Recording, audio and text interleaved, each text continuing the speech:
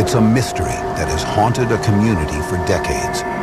Something strange is seen plunging into the water of Shag Harbor, Nova Scotia on the evening of October 4th, 1967. Cases like Shag Harbor are definitely something unconventional. They're not easily explained or explained away. Something was there in the sky and it was lit up and the lights was on and it came down. There are dozens of eyewitnesses, but few explanations. A lot of people saw something go into the water, and no one has ever given a cause or name to it. Local fishermen, the Coast Guard, and Navy divers search, but are unable to find any evidence of a crash. We couldn't believe that there was nothing. There was no debris, there was not so much as a tin can. It was something that had never happened before. They didn't know what to think. The town is left in a state of uncertainty, and with no official explanation from the Canadian authorities, rumors of a government cover-up begin to emerge. I guess there was a considerable amount of secrecy about the whole mission because they didn't reveal anything to us. I think everybody that night had the feeling that they were keeping something from us, but we didn't know what it was. But an investigation 25 years later produces declassified government documents and some startling revelations. What bothers me about it is that we're being treated like children and we're not supposed to know this. It's one of those cases that defines UFO reality. In the next hour, eyewitnesses, UFO researchers, and recently uncovered government documents will shed new light on the most comprehensive and mysterious UFO case in Canada's history.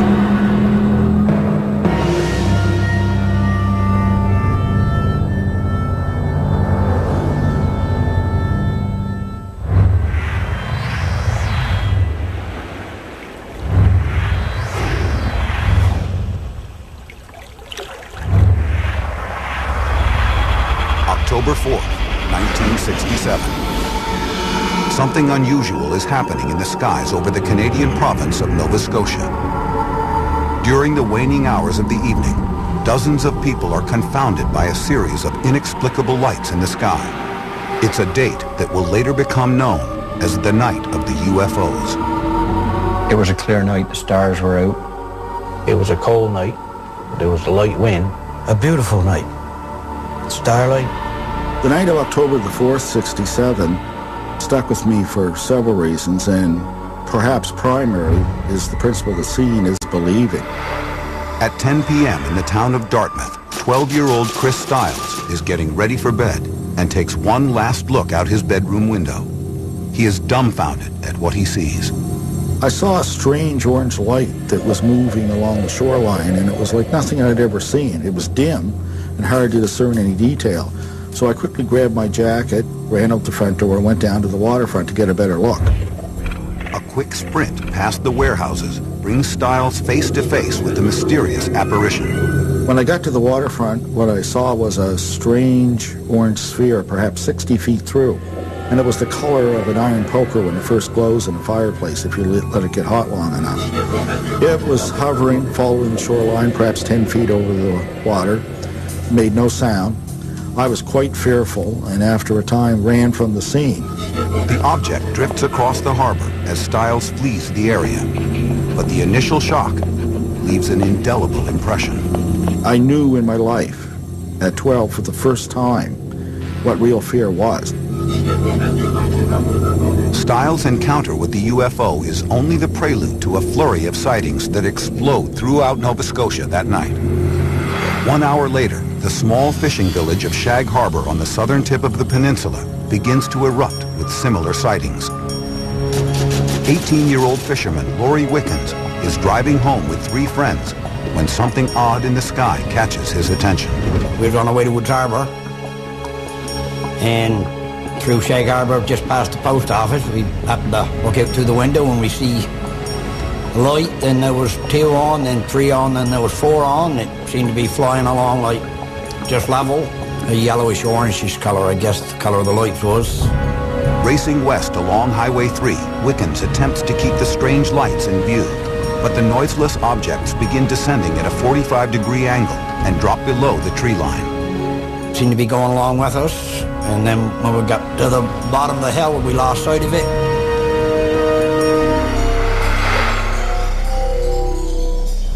A few miles away, 18-year-old Norman Smith is riding home with a friend through Bear Point Woods and sees something similar in the sky.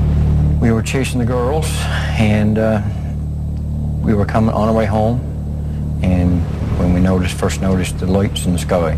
The sight of the strange illuminated shapes is enough to make them pull over and watch. We stopped alongside the road. I got out, was looking at the lights. It was stopped in midair. There was 5 lights. The lowest light to the ground was like if you were looking at a full moon, and then the next one just kept getting smaller, the next one smaller. There was no sound. You couldn't hear anything. Smith gazes at the lights for a few moments as curiosity grows into unsettling concern. I know I was frightened because I didn't know what it was. Never seen lights like that before in my life.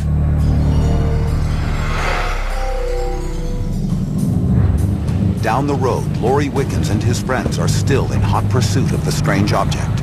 They suddenly see a bright flash and hear a whistling sound like a falling bomb. They believe it may be falling into the harbor, so they speed toward the waterfront. The minute we come over the top of the hill, we could see the light in the water. At the time, we thought it was a plane.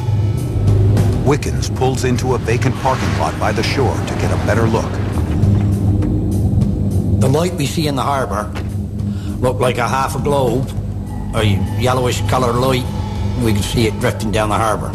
That was the first thing coming to mind, is go call the RCMP and report that we'd seen a plane crash, because that's what we thought it was.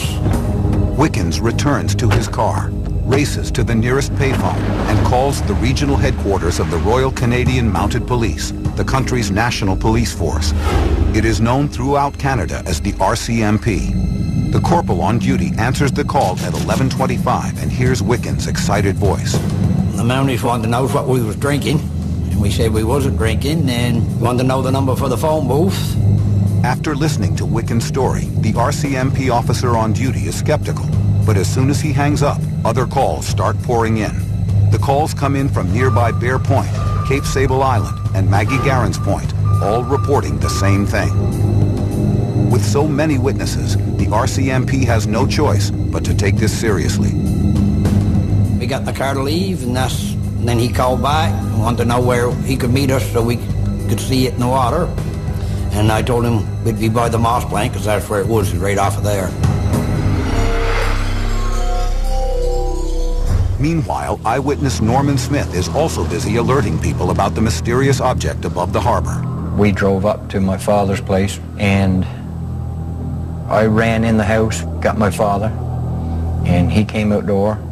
We stood looking at the lights in the sky, and it wasn't too long, probably a couple of minutes, when we see the police car coming and its red lights flashing. Smith follows the speeding police cruiser to a shoreside parking lot where a crowd of witnesses has gathered.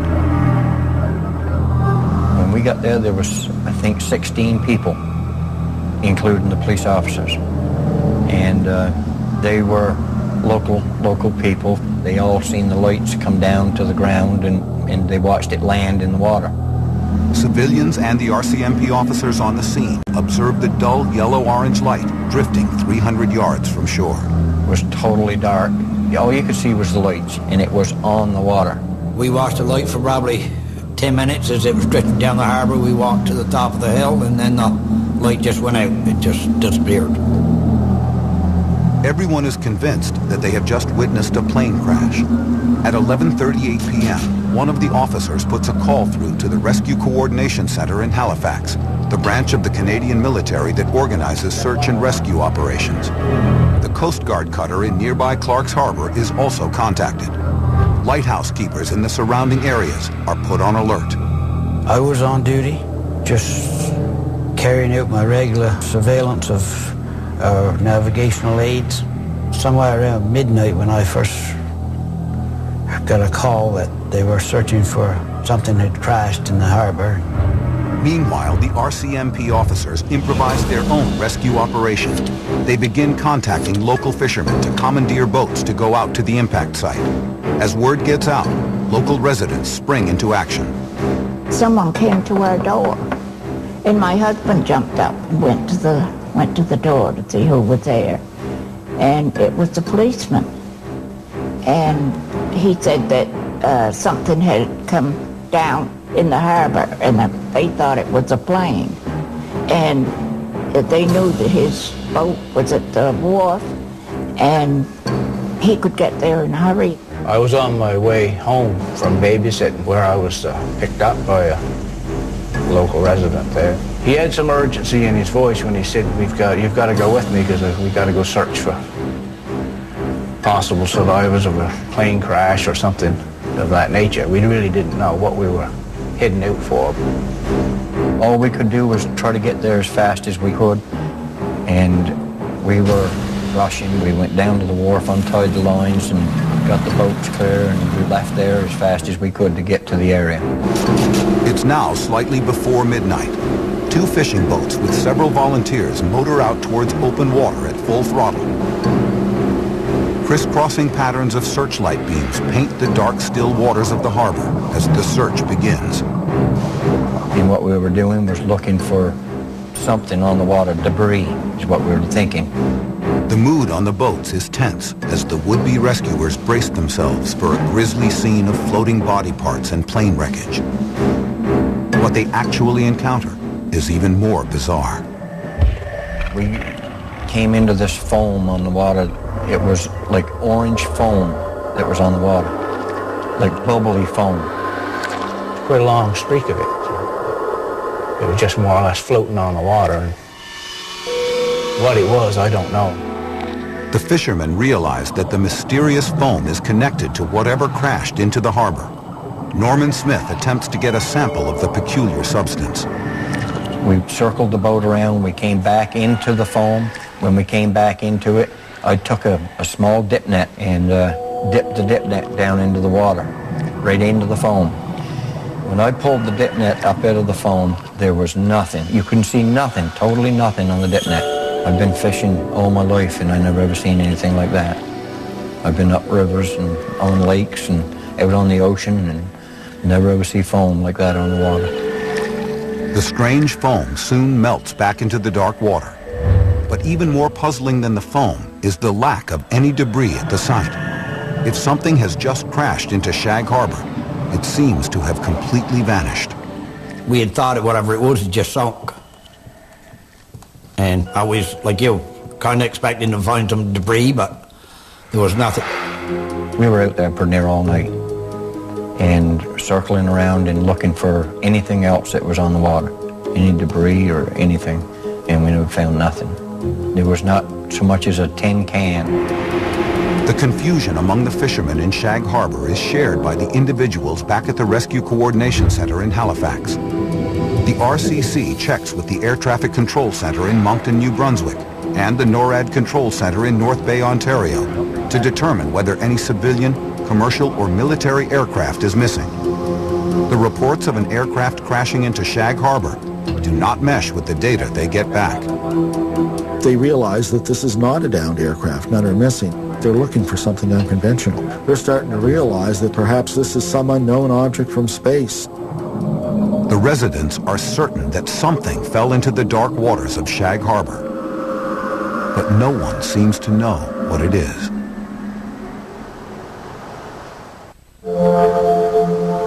Shag Harbor is a small, unassuming fishing village on the southwestern tip of Nova Scotia. It's so inconspicuous that it does not appear on some maps.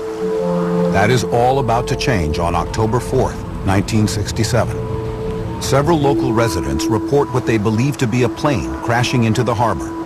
The sightings begin a chain of events that will make headlines around the world. Within hours of the initial reports, local fishermen, police officers, and the Coast Guard scour the waters of the harbor throughout the night, but find no wreckage or debris. As the sun rises the next day, the community is gripped by apprehension and uncertainty. I think everybody that night had a feeling that they were keeping something from us. Word quickly circulates that no debris has been found. With no information coming from the authorities, speculation spreads like wildfire. It was the talk of the community, you know, and it was a UFO, and of course, like everybody else, we wondered, I guess, what it could be. People became fearful. They were wondering, would there be more? Would they tangle in our nets? Would it crash in our house? What's going on here? And they just weren't getting answers.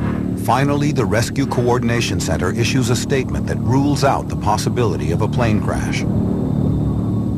At 10:20 a.m. on October 5th, the center sends a telex stamped priority to the Canadian Forces headquarters in Ottawa. The message outlines the sightings by the Shag Harbor residents and the RCMP officers. It refers to the thing in Shag Harbor as a dark object. More important, it labels the object in question as a UFO. It's unique also in that, again, the term UFO is first used by the authorities who are searching and not by the eyewitnesses. By the evening of October 5th, the Shag Harbor incident has become a military matter. After reviewing the telex from the Rescue Coordination Center, Squadron Leader William Bain sends an urgent message to the Canadian Maritime Command, Canada's naval headquarters for the Atlantic coast.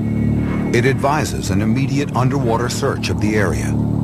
If the mysterious dark object left nothing floating in the sea, perhaps the dive teams can find something below the surface.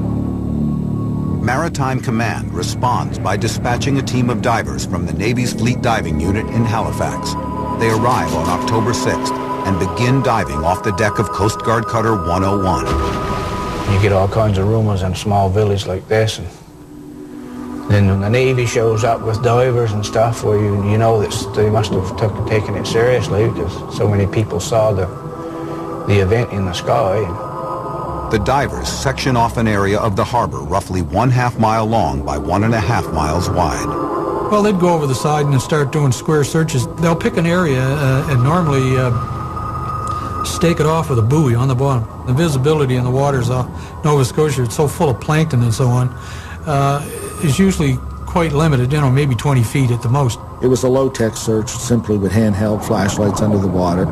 They wouldn't let us anywhere near that area. We was out there in the boat all right, but we had to stay back away from where they were diving.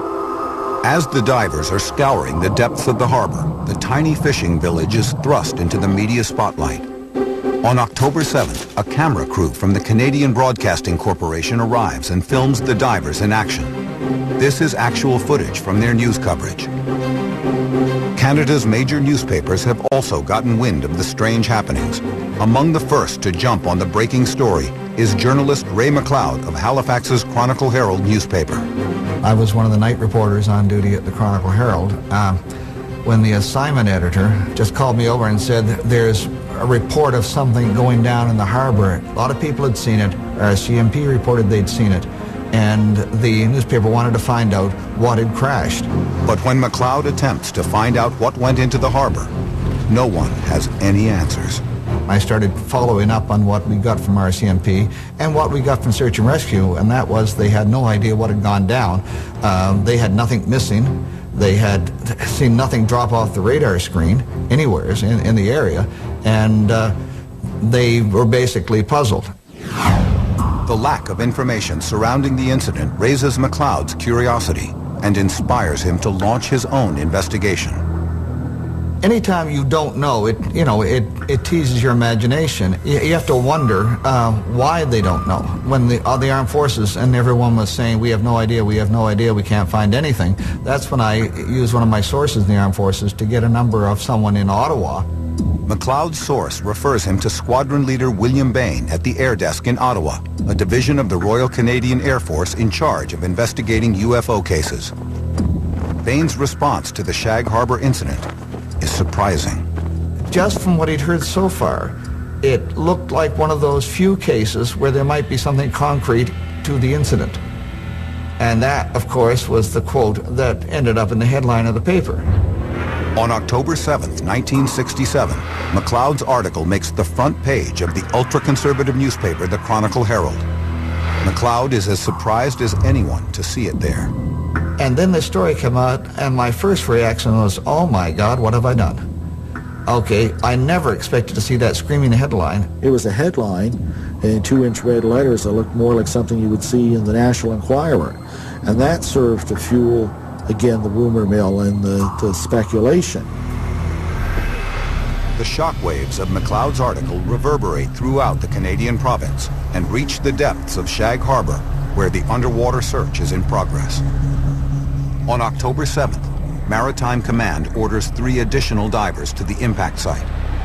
As the dives continue, the people of Shag Harbor want answers. None are forthcoming. I guess there was a considerable amount of secrecy about the whole mission because they didn't reveal anything to us. Some people were told that they weren't allowed to speak about it. We thought that in a few days' time we was going to be hearing, yes, there was a plane that went down, it was on the bottom of the ocean, or whatever it was that they found. We thought that in a few days they were going to be telling us, but nobody ever did. Maritime Command terminates the underwater search on October 8th. They announced that 3 days of searching the harbor have yielded nil results. 5 days after the sightings, the residents of Shag Harbor are no closer to understanding what crashed into the water the night of October 4th. But the end of the underwater search is just the beginning of a UFO case that is about to become even more perplexing.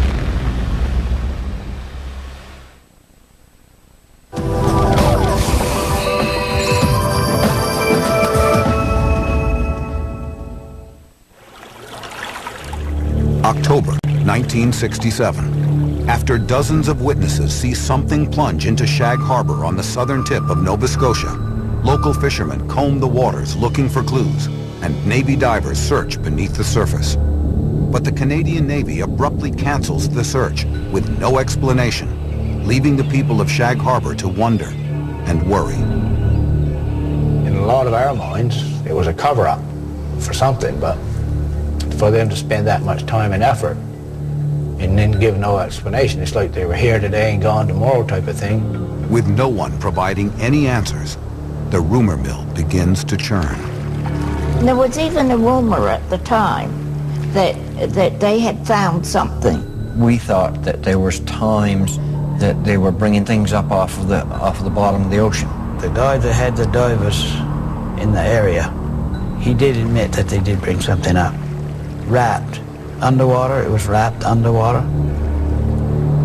But I guess that was kept a secret. Speculation was rampant, but speculation is always rampant when you don't give someone an explanation. During the 1960s, speculation about UFOs and other unexplained events often turns to the Cold War. The nuclear standoff between the United States and the Soviet Union is at its height. The two superpowers are constantly seeking to trump each other by harnessing the latest military technology. Top-secret exercises are common in the North Atlantic.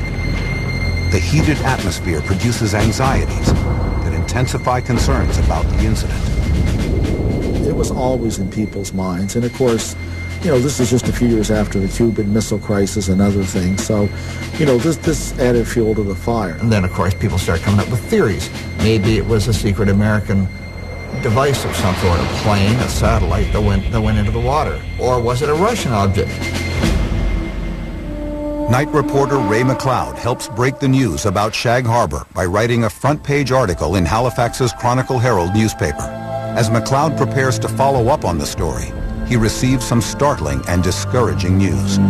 There was a note on my typewriter to see the managing editor. And I was told, don't follow up this story. We think this story should be handled by someone on Dayside because a lot of the contacts are easier to get in the day and we want to follow this up thoroughly. So we've given the story to David Bentley. You're off the story. McLeod asserts that Bentley confers with scientists and academics to downplay the UFO angle. He pursued talking to people who basically poo-pooed the story and told everybody there's nothing to it, it was all right. Among Bentley's chief sources is one of Canada's most outspoken UFO debunkers, an astronomer named Father Burt Gaffney. The late Father Michael Burt Gaffney was a Jesuit priest. He was an astronomer. He was a UFO skeptic. He took a very dim view of what the UFO phenomena possibly could be. And in statements to the press, he would downplay that interest. In a public lecture a few weeks after the Shag Harbor sightings, Burt Gaffney tries to alleviate any lingering concerns about what happened that night by arguing that 94% of all UFO sightings can be explained by meteorites, simple mirages, and other natural phenomena. With UFO skeptics having their say, McLeod begins to wonder what happened to Squadron Leader William Bain, the source at the Canadian military, quoted as saying that there might be something concrete to the Shag Harbor incident. I asked Bentley why he wasn't following up on Squadron Leader Bain. And Bentley told me that he was told the man didn't exist and there was no such office in Ottawa, and to leave that angle in the story alone. Is the Chronicle Herald bowing to pressure from the Canadian government? McLeod ultimately realizes that the side of the story he began to pursue would never make it into the newspapers. I feel badly in some ways that I couldn't have used my talent and my contacts and my belief that the people have a right to know to keep plugging away until we found out what was going on. A journalist feels empty when they have to do that, but then again, sometimes you have to do that. Soon, news of Canada's Shag Harbor sightings travels across the border and reaches renowned physicist Dr. Edward Condon and his team at the University of Colorado. Condon and his committee are working under a $500,000 contract from the United States Air Force and putting together an independent scientific assessment of unexplained UFO phenomena.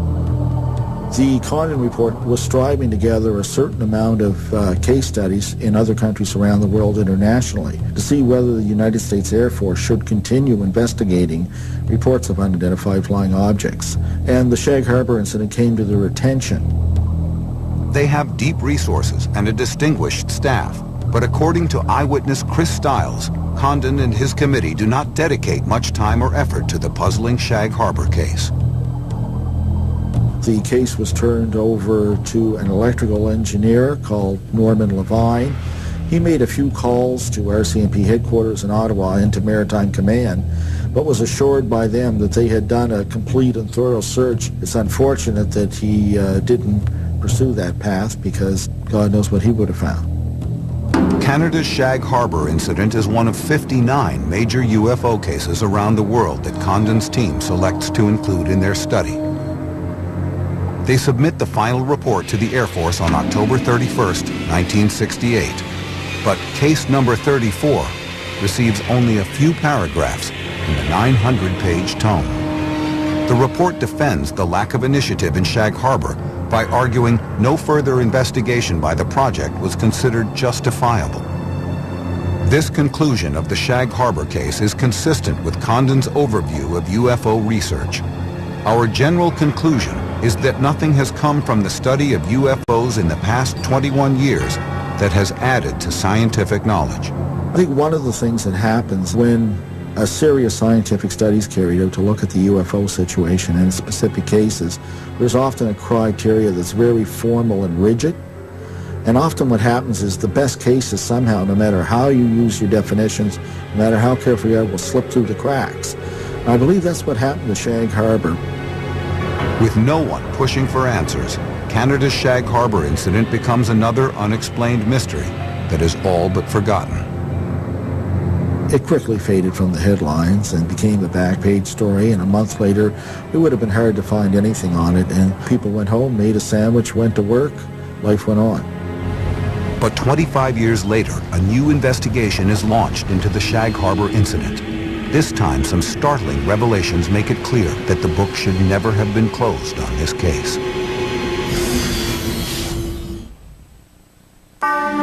In October of 1967, over a dozen witnesses see a UFO plunge into Shag Harbor, Canada. 25 years later, unanswered questions remain. That's where it all took place, right out there. We knew that something came down out of the air and something landed in the water. But what it was, we didn't know. One of the other eyewitnesses that night cannot forget what he saw over the harbor. Chris Stiles had seen the UFO from his home in Dartmouth, Nova Scotia. In 1992, while watching TV one night, everything would change. I had watched a rebroadcast of the Unsolved Mysteries episode that dealt with the Roswell incident. And it made me think about Shag Harbor. And what I remembered and what was so tantalizing about Shag Harbor was that there was no denial that the authorities believed that this was a genuine UFO incident. And it had simply faded from memory. Stiles decides to launch his own investigation into Shag Harbor.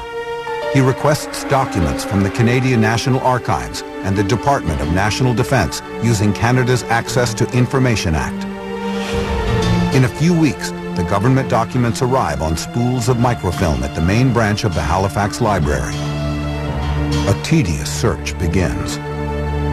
As you sit at the viewer and start going through document after document, you realize that often these collections were compiled by bureaucrats who threw away nothing. The microfilm contains thousands of documents of UFO cases across Canada from 1965 to 1981. You're looking for an extraterrestrial straw in a terrestrial haystack. Stiles spends weeks at the microfilm viewer until he hits pay dirt. It was all there. Priority telexes from the Rescue Coordination Center to the Canadian Forces Headquarters. Instructions from the Canadian Maritime Command to the Atlantic Fleet Diving Unit. And reports by dozens of witnesses. Stiles realizes that he is looking at the biggest UFO event in Canada's history. And I only saw one that had UFO written on it with 3 big letters underlined 3 times, and that had to do with the Shag Harbor incident. I knew very early on that I had primary documents and a paper trail a mile wide here. Has Chris Stiles stumbled upon a Canadian government cover-up? Stiles decides he needs help. He contacts fellow UFO researcher Don Ledger to assist with his investigation. Chris Stiles was very passionate about Shag Harbor. He'd been at it for about a year to a year and a half at that point, researching it, digging out the documents and so on. And he was infectious, eventually dragged me into it as well. A careful examination of these declassified documents paints a vivid timeline of the events and helps bring the night of October 4th, 1967 back to life. I was very impressed with the paper trail for the Shag Harbor incident. It just pretty much laid out the whole thing. For Stiles, the documents also suggest that the Canadian military knew more than they were telling. I think what surprised me most was how comfortable these military people seemed with the possibility that they might actually be looking for an object of extraterrestrial origin. In a sense, it was kind of an acknowledgement of UFO reality. Stiles uncovers documents that demonstrate that the sightings of October 4th were not confined to Shag Harbor alone. Reports came in from witnesses from all over Nova Scotia that night. He then comes across eyewitness testimony from an unexpected but extremely reliable source, experienced airline pilots. At 7:15 p.m. on October 4th, 1967, 2 pilots on Air Canada Flight 305 are flying at an altitude of 12,000 feet over southeastern Quebec. Captain Pierre Charbonneau and First Officer Robert Ralph glance out of the left cockpit window and see something astounding. What they saw that night was a large, round, colored object in the sky that looked like, to them, like a kite with a tail on it. It was off their left wing and just slightly above their altitude. The experienced pilots are at a loss. They observe the strange shape for several minutes when suddenly they see a series of explosions. According to their testimony, they begin to take evasive action when the UFO disappears into a wisp of clouds. After some deliberation, the pilots decide to file official reports about the bizarre occurrence. It's not common for pilots to go on record and report a UFO, particularly commercial pilot, because of maybe some recrimination later on from his employers or maybe some ridicule from his peers. Continuing his research, Stiles uncovers more information from an unexpected source.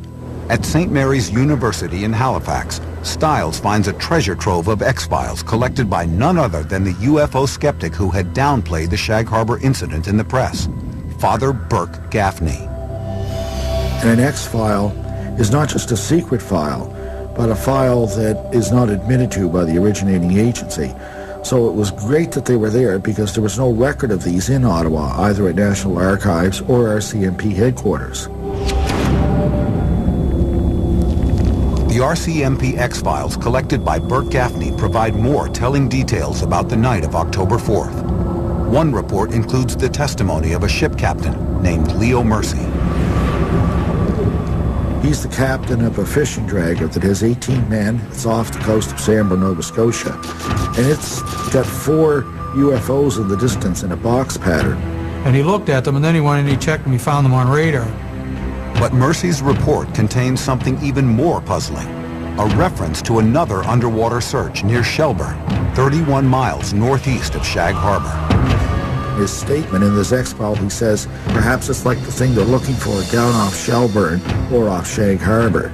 So this would seem that there was indeed a second simultaneous search effort.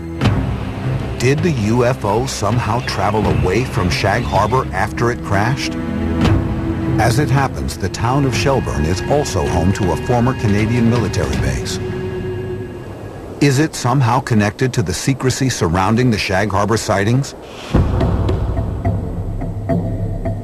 In fact, during the 1960s, the Shelburne facility was officially called an Oceanographic Institute, but its real identity was shrouded in Cold War intrigue.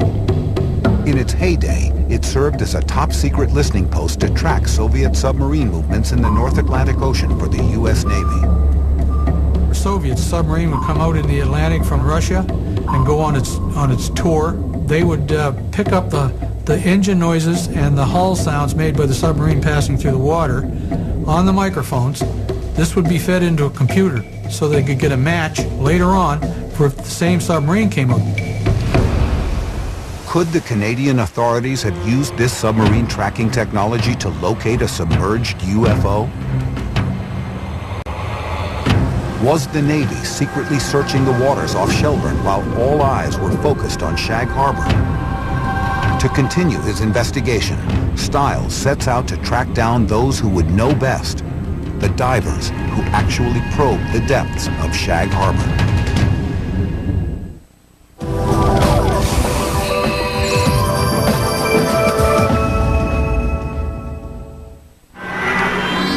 On October 4th, 1967, Chris Stiles was one of many witnesses who saw something strange in the skies over Nova Scotia.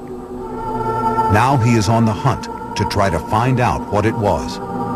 He has uncovered declassified government documents indicating that the Canadian military was involved in an intense search for a UFO that apparently crashed into Shag Harbor. The Canadian authorities assert that nothing was found, but Stiles begins to suspect that the divers may hold the key to the mystery.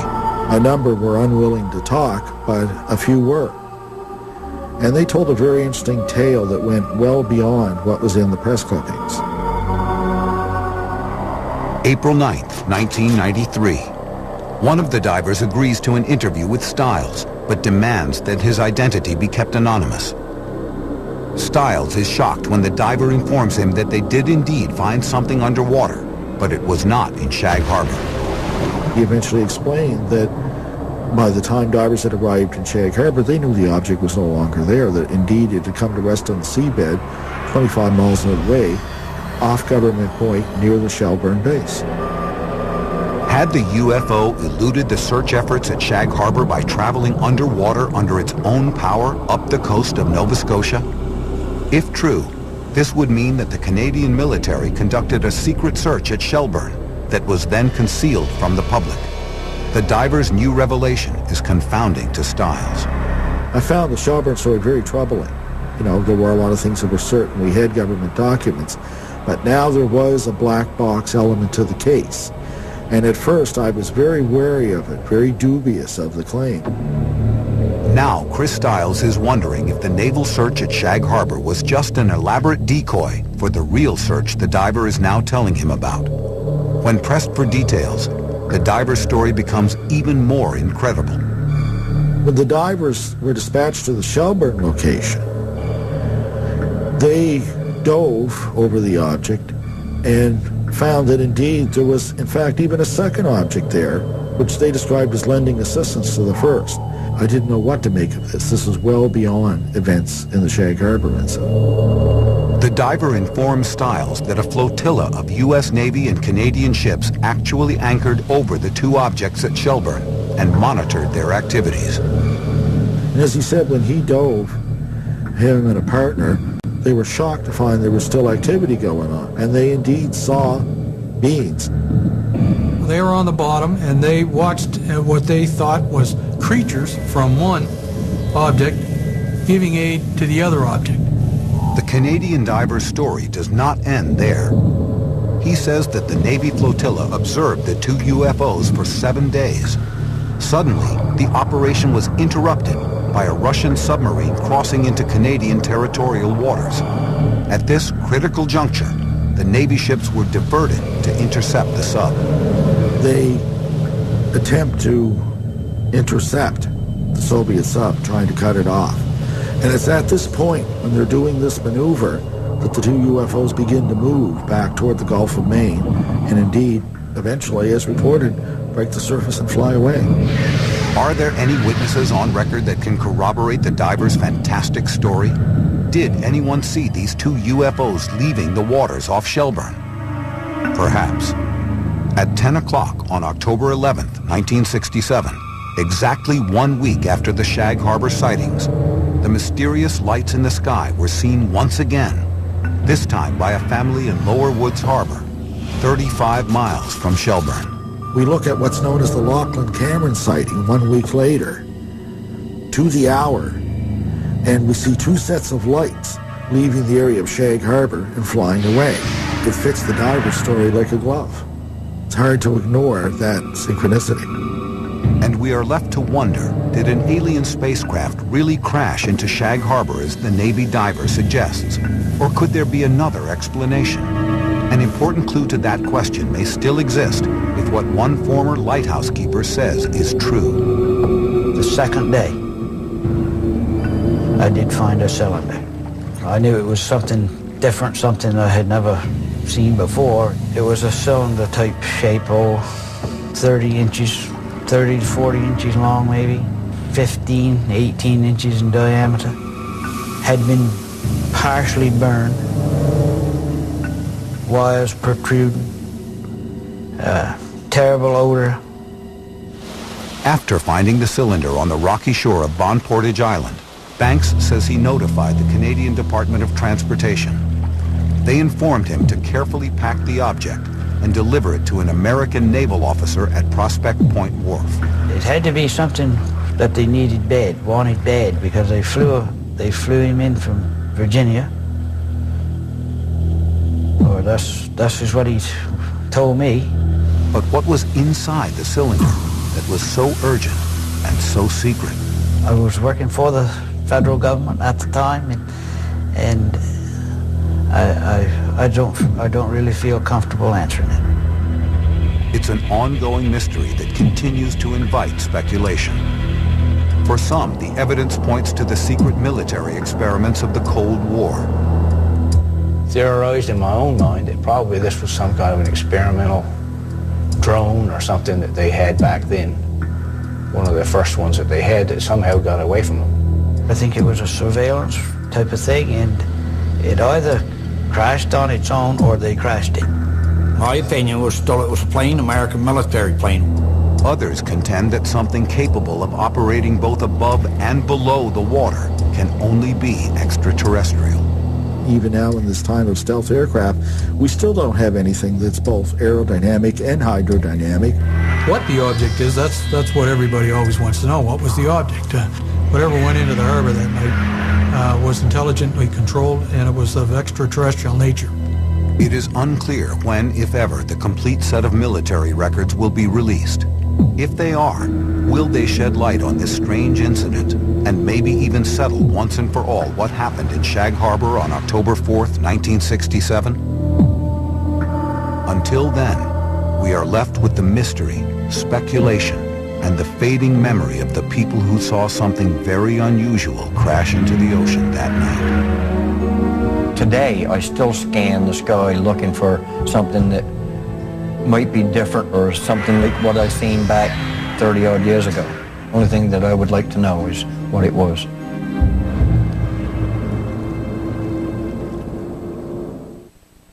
A railroad car ferry, big like a football field, and all steel sinks. Nobody can figure out why. There it is. The evidence is right in front of us. Human error or design flaw. Dive and explore the worst car ferry disaster ever. Train wreck in Lake Michigan on Deep Sea Detectives. Tonight at 10 on the History Channel. Here's Wiccan's excited voice. The Mounties wanted to know what we was drinking, and we said we wasn't drinking, and wanted to know the number for the phone booth. After listening to Wiccan's story, the RCMP officer on duty is skeptical. But as soon as he hangs up, other calls start pouring in. The calls come in from nearby Bear Point, Cape Sable Island, and Maggie Garen's Point, all reporting the same thing. With so many witnesses, the RCMP has no choice but to take this seriously. We got in the car to leave, and then he called back and wanted to know where he could meet us so we could see it in the water. And I told him we'd be by the moss plant, because that's where it was, right off of there. Meanwhile, eyewitness Norman Smith is also busy alerting people about the mysterious object above the harbor. We drove up to my father's place, and I ran in the house, got my father, and he came outdoor. We stood looking at the lights in the sky, and it wasn't too long, probably a couple of minutes, when we see the police car coming and its red lights flashing. Smith follows the speeding police cruiser to a shoreside parking lot where a crowd of witnesses has gathered. When we got there was, I think, 16 people, including the police officers. And they were local people. They all seen the lights come down to the ground, and they watched it land in the water. Civilians and the RCMP officers on the scene observed the dull yellow-orange light drifting 300 yards from shore. It was totally dark. All you could see was the lights, and it was on the water. We watched the light for probably 10 minutes.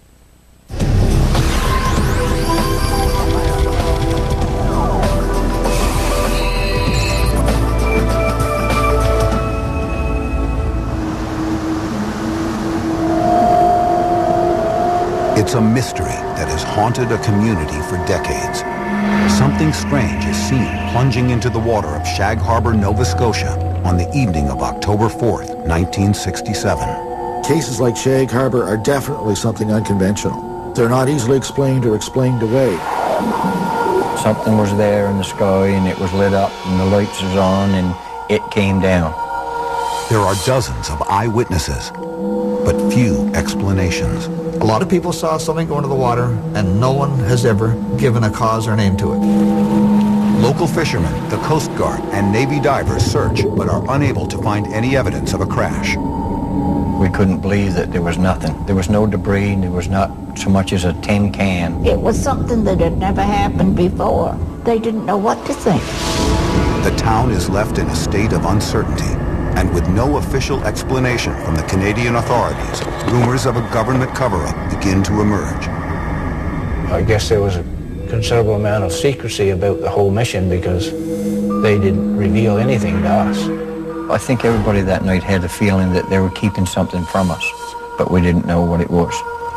But an investigation 25 years later produces declassified government documents and some startling revelations. What bothers me about it is that we're being treated like children, and we're not supposed to know this. It's one of those cases that defines UFO reality. In the next hour, eyewitnesses, Power of an iron poker when it first glows in a fireplace if you let it get hot long enough. It was hovering, following the shoreline, perhaps 10 feet over the water, made no sound. I was quite fearful, and after a time ran from the scene. The object drifts across the harbor as Stiles flees the area. But the initial shock leaves an indelible impression. I knew in my life, at 12 for the first time, what real fear was. Stiles' encounter with the UFO is only the prelude to a flurry of sightings that explode throughout Nova Scotia that night. 1 hour later, the small fishing village of Shag Harbor on the southern tip of the peninsula begins to erupt with similar sightings. 18-year-old fisherman Lori Wickens is driving home with 3 friends when something odd in the sky catches his attention. We was on our way to Woods Harbor, and through Shag Harbor, just past the post office, we happened to look out through the window and we see a light, and there was 2 on, then 3 on, then there was 4 on. It seemed to be flying along like just level. A yellowish orangish color, I guess the color of the lights was. Racing west along Highway 3, Wickens attempts to keep the strange lights in view. But the noiseless objects begin descending at a 45-degree angle and drop below the tree line. Seemed to be going along with us, and then when we got to the bottom of the hill, we lost sight of it.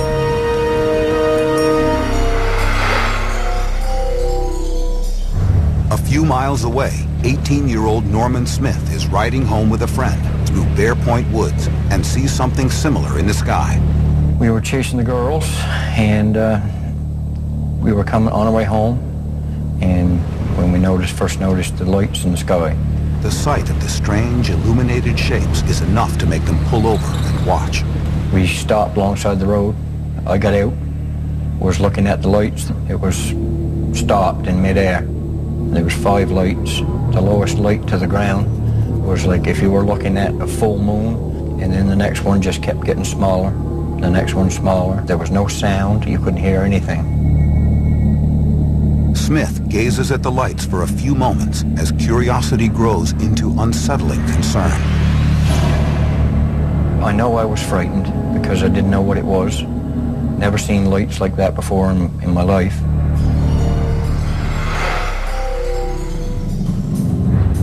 Down the road, Laurie Wickens and his friends are still in hot pursuit of the strange object.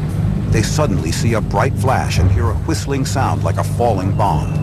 They believe it may be falling into the harbor, so they speed toward the waterfront. The minute we come over the top of the hill, we could see the light in the water. At the time, we thought it was a plane.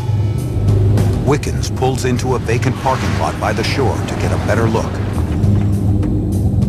The light we see in the harbor looked like a half a globe, a yellowish colored light. We could see it drifting down the harbor. That was the first thing coming to mind, is go call the RCMP and report that we'd seen a plane crash, because that's what we thought it was.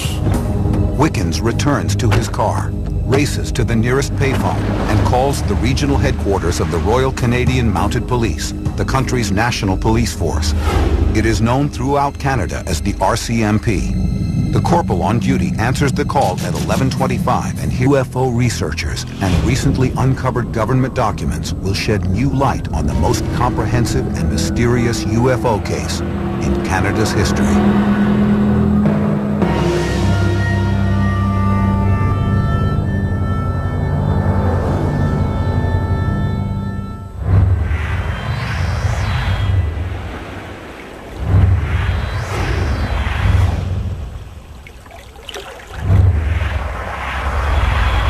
October 4th, 1967. Something unusual is happening in the skies over the Canadian province of Nova Scotia. During the waning hours of the evening, dozens of people are confounded by a series of inexplicable lights in the sky. It's a date that will later become known as the Night of the UFOs.